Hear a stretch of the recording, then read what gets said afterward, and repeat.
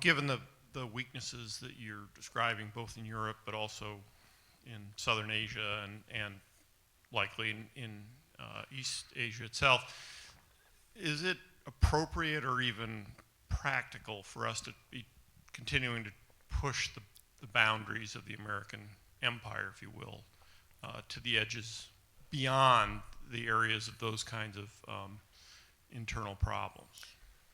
The United States has a fundamental interest. It controls all the oceans of the world. No power has ever done that. Because of that, we get to invade people and they don't get to invade us. It's a very nice thing. Maintaining control of the sea and control of space is the foundation of our power. The best way to defeat an enemy fleet is to not let it be built. The way the British managed to make certain that no European power could build a fleet was to make sure the Europeans were at each other's throats. The policy that I would recommend is the one that Ronald Reagan adopted toward Iran and Iraq. He funded both sides so they would fight each other and not fight us. This was cynical. It was certainly not moral. It worked.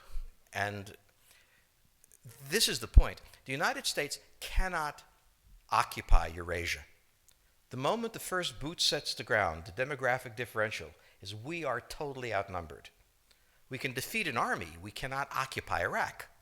The idea that 130,000 men would occupy a country of 25 million, well, the ratio in New York of cops to citizens was greater than we had deployed in Iraq.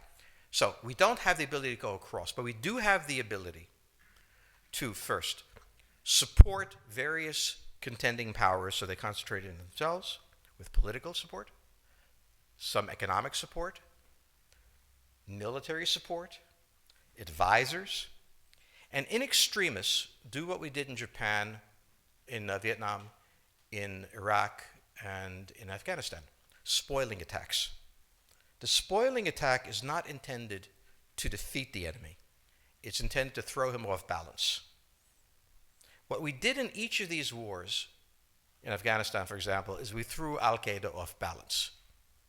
The problem we have, since we're young and stupid, is that having thrown them off balance, instead of saying, okay, job well done, let's go home, we said, well, that was easy.